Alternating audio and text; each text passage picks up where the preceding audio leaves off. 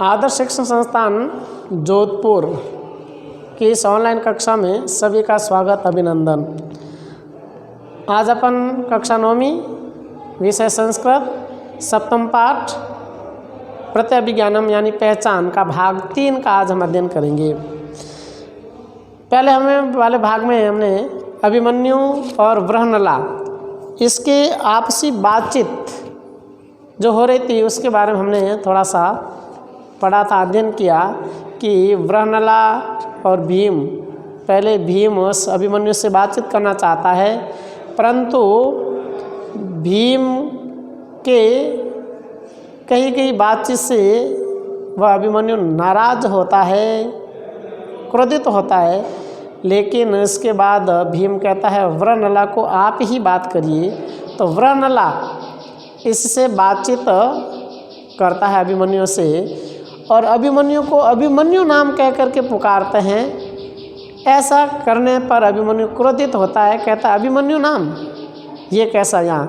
फिर और पूछते हैं अपनी माता के बारे में कि तुम्हारी माता की क्या सुखपूर्वक है, ऐसा माता के बारे में और पूछता है। फिर भगवान कृष्ण के बारे में पूछता है।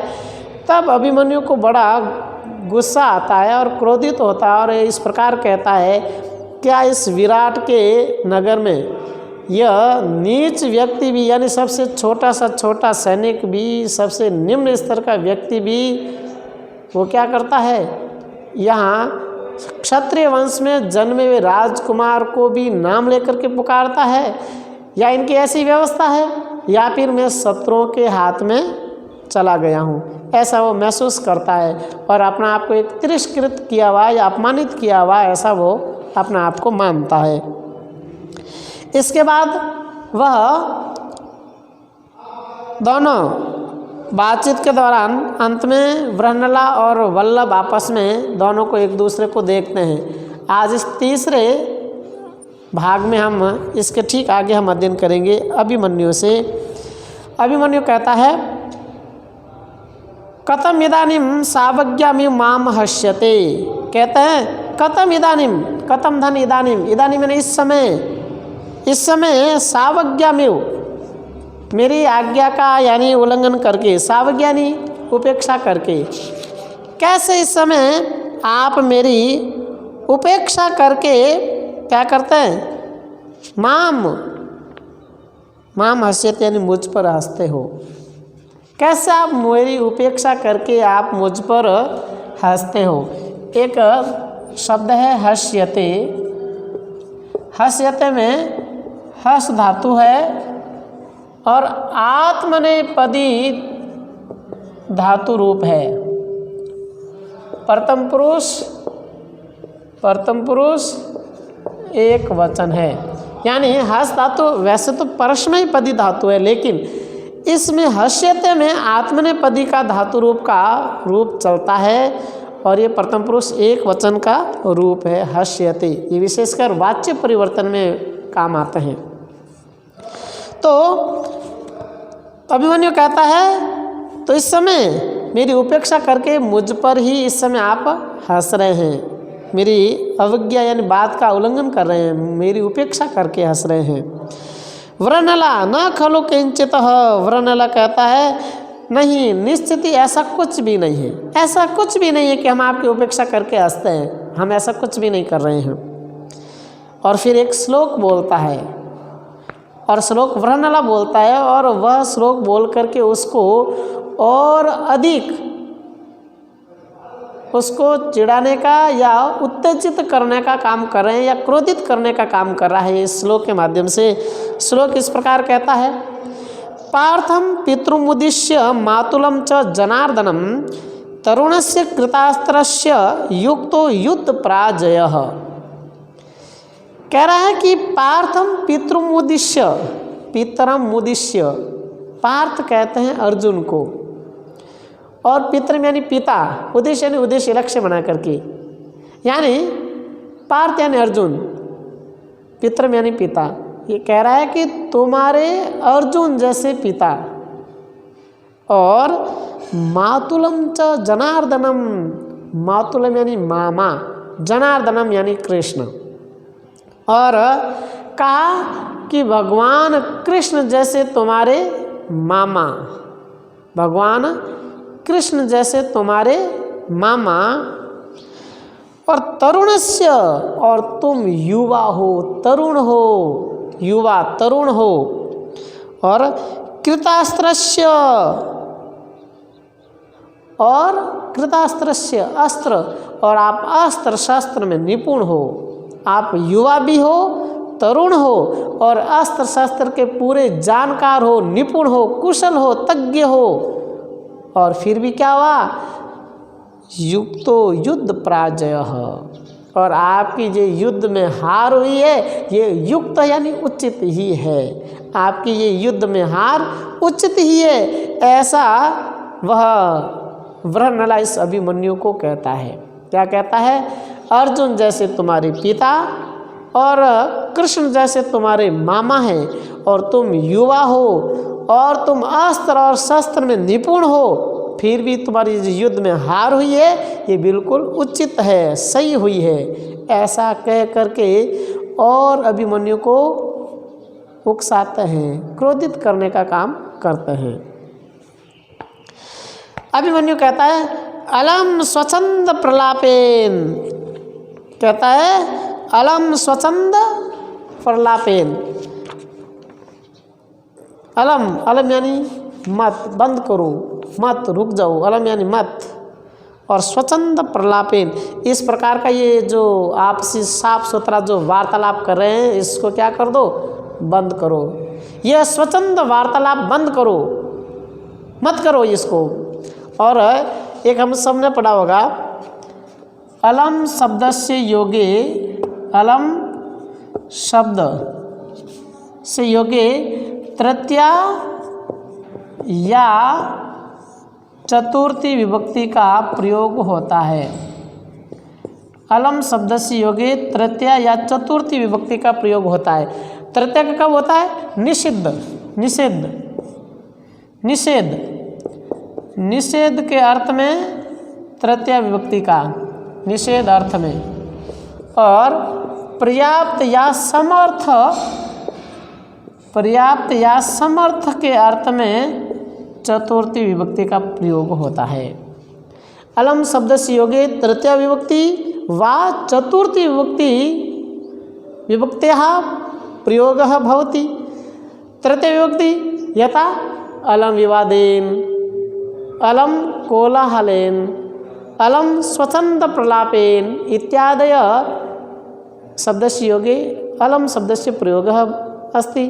चतुर्थी विभक्ति यथा रामः रावणाय अलम, यथा रामः रावणाय अलम, रावणाय में कौन सी विभक्ति है, चतुर्थी। ऐसे ही अलम विवादेन, अलम विवादेन, अलम विवादेन तृतीय विभक्ति, विवादेन में तृतीय विभक्ति, रावणाय में चतुर्थी विभक्ति, यानी अलम शब्द से योगे तृतीय विभक्ति भवति, अलम शब्द से योगे चतुर्थी विभक्ति अपि भवति, परंतु निषिद्ध शब्द अर्थ योगे तृतीया विभक्ति, पर्याप्त वा समर्थ शब्द से अर्थ से योगे चतुर्थी विभक्ति भवति।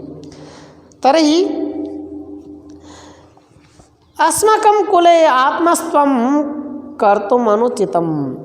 अभिमन्यु कहता है अस्माकं कुले, अस्मत् शब्द से बना है, हमारे कुल में आत्मस्त्वम, आत्मस्त्व यानी स्वयं की प्रशंसा करना, कर्तुम अनुचितम, करना अनुचित है, उचित नहीं है। अभिमन्यु कहता है हमारे कुल में स्वयं की प्रशंसा करना उचित नहीं, हम प्रशंसा करने में विश्वास नहीं रखते कि मैं ऐसा हूँ, मेरे ऐसा है, मेरे कुल में ये है, वो ऐसा, हम ऐसी प्रशंसा करने में विश्वास नहीं करते हैं। रणभूमौ हतेषु शरान् पश्य, रणभूमौ, भूमौ में सप्तमी विभक्ति का एक वचन है, भूमि शब्द से सप्तमी विभक्ति एक वचन। कहता है कि आप रणभूमि में हतेषु शरान् पश्य, हतेषु यानी मरे हुए, शरान यानी बाणों को, पश्य यानी देखो, मरे हुए बाण, मरे हुए बाण क्या होते हैं, क्या बाण तो लोहे के होते हैं, क्या वो मर जाते हैं क्या? कभी आपने देखा मरा हुआ? परंतु ये बात बिल्कुल सही है, वो मरते हैं। आप कहेंगे भाई जी मरे हुए लोग का क्या मरना, इधर फेंको चाहे इधर फेंको, परंतु फेंकना के अर्थ यहाँ पर नहीं है।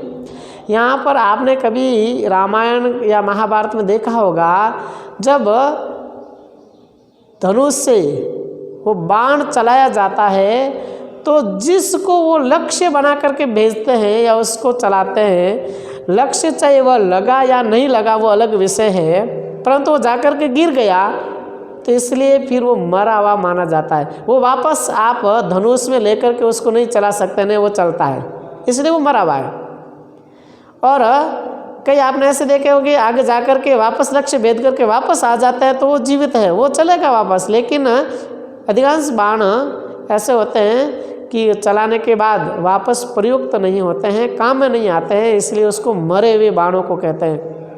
तो अभिमन्यु भी कहता है कि रणभूमि में जाकर के ऐसे सारे मरे हुए बाणों को देखो, और क्या कहता है, माद्रिते अन्यथा नामा न भविष्यति, और मेरे अलावा उस पर किसी का दूसरे का नाम नहीं होगा, और उस पर क्या होगा, मेरे अलावा किसी दूसरे का नाम भी नहीं होगा। यह अभिमन्यु इतना विश्वास के साथ कहता है और अपना आप को स्वाभिमानी और वीर योद्धा ऐसा मानता है।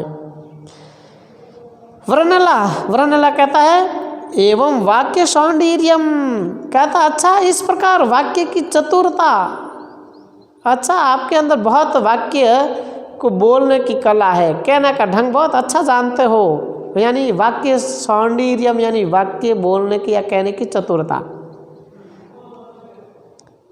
किमर्थम तेन पदातिनः ग्रहीतः, कहते हैं इतना आपके अंदर वाक्य और बोलने की चतुरता चातुर्यता, और फिर और कहते हो कि वह रणभूमि में जाकर के देखो सब बाणों पर मेरे ही नाम हैं, इतनी बड़ी बात। तो फिर कहता है इतनी बड़ी बात होने पर भी एक पैदल चलने वाले सैनिक से कैसे पकड़ा गया, उसके पास कुछ नहीं था फिर भी आपको पकड़ लिया और बातें करते हो बड़ी बड़ी, ये कैसे हुआ? अभिमन्यु कहता है अशस्त्रम माम अभिगतः, अशस्त्रम माम अभिगतः, कहता है कि वह बिना शस्त्र के मेरे पास आया। अशस्त्रम, उनके पास कोई शस्त्र नहीं था, बिना शस्त्र के मेरे पास आया है। पितरम अर्जुनम स्मरण, और पिता अर्जुन का स्मरण करता हुआ अहम कथम हन्याम, मैं उसको कैसे मारता हूँ या मारूं। और वो जो मेरे पास सैनिक आया था वो बिना शस्त्र के आया था, और मैं मेरे पिता अर्जुन को स्मरण करके स्मरण किया, और फिर उस निहत्थे पर मैं वार कैसे कर सकता हूँ या उसको मैं कैसे मारूं, क्योंकि मेरे पिता का उपदेश यही है कि अगर कोई सामने निहत्था होता है, उसके पास कोई अस्त्र शस्त्र नहीं होता है, तो उस पर हमें वार नहीं करना चाहिए। ये मेरे पिता की शिक्षा है, ये मेरा उनका उपदेश है। अब मैं उस पिता को स्मरण करके मैं इस पर कैसे वार कर सकता हूँ? मैं पिता की कई बात का उल्लंघन नहीं कर सकता हूँ। इसलिए अशस्त्रसु मादृशा न प्रहरन्ति, और बिना शस्त्र वालों पर मेरा जैसा योद्धा प्रहार नहीं करता है। और जब सामने वाले के पास कोई अस्त्र शस्त्र नहीं होता है तो मेरे जैसे योद्धा तो उस पर प्रहार नहीं करता है, क्योंकि उनके पास कोई अस्त्र शस्त्र नहीं है। अतः अशस्त्रोयम, तो अशस्त्र धन अयम विसर्ग उत्वसंधि,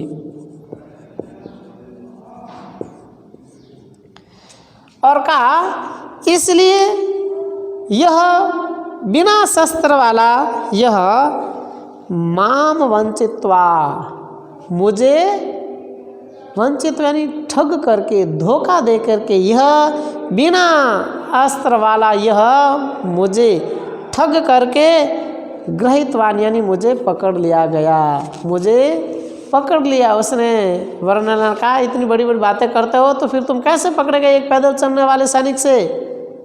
तो इसने उत्तर दिया कि वो बिना शस्त्र के मेरे पास आया था और मैं अपने पिता अर्जुन को स्मरण करके मैं उनको कैसे मारूं या उसको कैसे मार सकता हूं, क्योंकि मेरे पिता की शिक्षा यही है कि निहत्थे पर वार नहीं करना चाहिए। और वो मुझे धोखा दे करके पकड़ा गया या पकड़ लिया गया।